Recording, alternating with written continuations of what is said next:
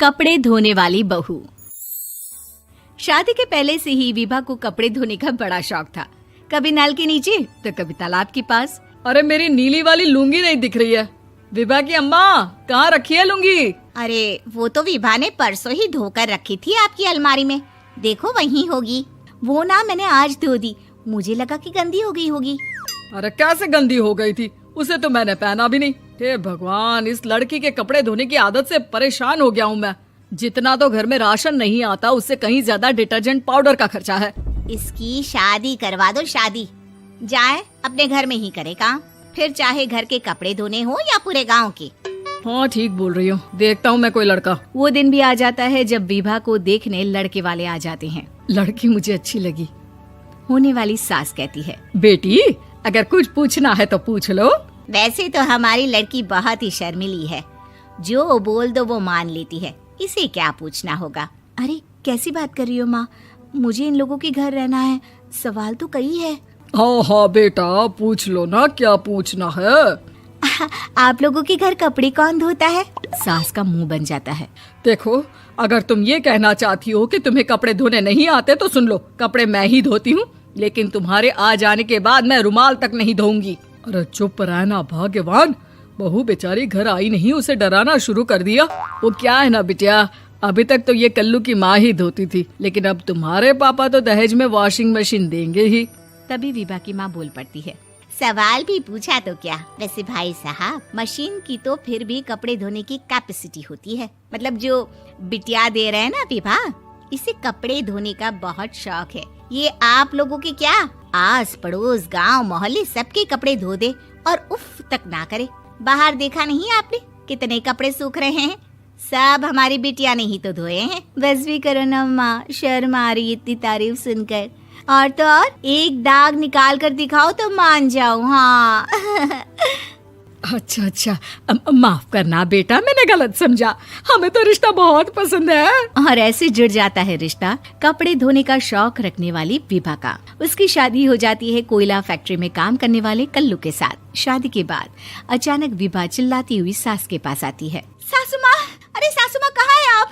ये तो धोखा है, धोखा दिया आप लोगों ने मुझे। इसे ससुर के चक्कर के बारे में पता चल गया। अरे तो उसमें तुझे क्यों धोखा मिला है? अरे नल में पानी नहीं आता, कपड़े कैसे कब धुलेंगे? अच्छा, तू पानी नहीं आ रहा उसकी बात कर रही है। तो आपने क्या सोचा? कुछ नहीं।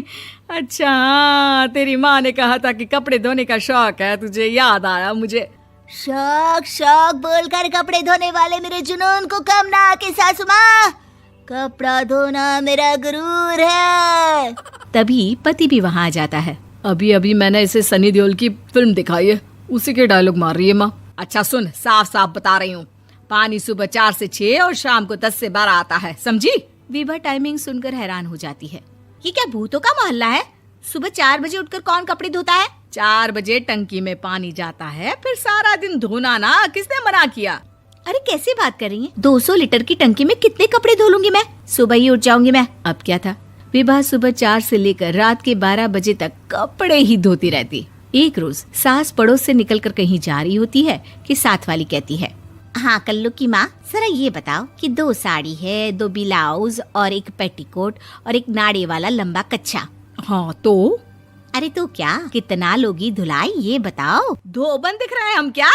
हमारे पति सरकारी नौकरी से अभी रिटायर हुए हैं और बेटा सुपरवाइजर है कोयला फैक्ट्री में। धोबन समझ रखा है हमें?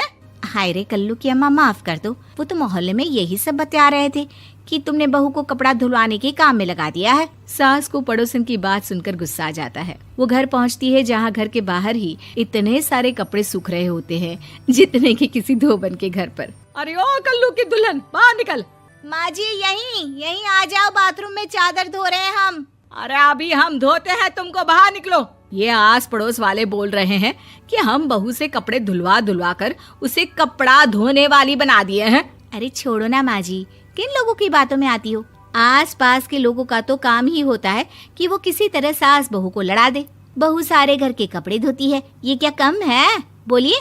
सास को भी लग जाता है कि वो बहू का ये सनकीपन नहीं छुड़वा सकती, इससे अच्छा है कि खुद ही चुप हो जाए। एक रोज सास और बहू मंदिर जाते हैं, जहाँ सास की साड़ी वहाँ खड़ी भीख मांगने वाली से मिलती है। माँ जी क्या बात है, आपकी साड़ी उस भिखारन से कितनी मिल रही है ना? हाँ हाँ देखो तो, दोनों की साड़ी मिल रही है। क्या बात है कल्लू की अम्मा, तुम खुद को तो अफसर की बीवी बताती हो और ऐसी सिंपल सी प्लेन साड़ी पहनकर घूमती हो। सिंपल और प्लेन नहीं है ये साड़ी। तो क्या सोने के धागे से फूल बने हैं? कुछ भी सासू माँ, कुछ भी। हाँ बने थे इस साड़ी में सोने के धागे से फूल। मेरे पति लेकर आए थे मद्रास से स्पेशली मेरे लिए 10,000 की। ताहे भाई साहब इस भिखारन के लिए भी सेम टू सेम साड़ी लेकर आए होंगे 10,000 की। सास उस वक्त तो कुछ नहीं कहती, लेकिन बहू के साथ घर आती है और अलमारी से एल्बम निकाल कर लाती है। ये साड़ी देख रही है, ये वही साड़ी है जिसे मैंने अभी पहना था। इस साड़ी में ये जो चमकदार फूल दिख रहे हैं ना, ये सोने के धागों से काढ़े गए हैं। लेकिन तू लोकल वॉशिंग मशीन ब्रश से घिस घिस कर सारे फूलों को निकाल कर साड़ी प्लेन कर दी। मुझे माफ कर दीजिए सासू माँ। और तो और, जब मैंने तुझे तेरी गलती के लिए कुछ नहीं कहा, लेकिन तूने तो सबके सामने मेरा मजाक ही बना दिया। क्यों? बहू को समझ में आ जाता है कि अब से उसका कपड़े धोना बंद।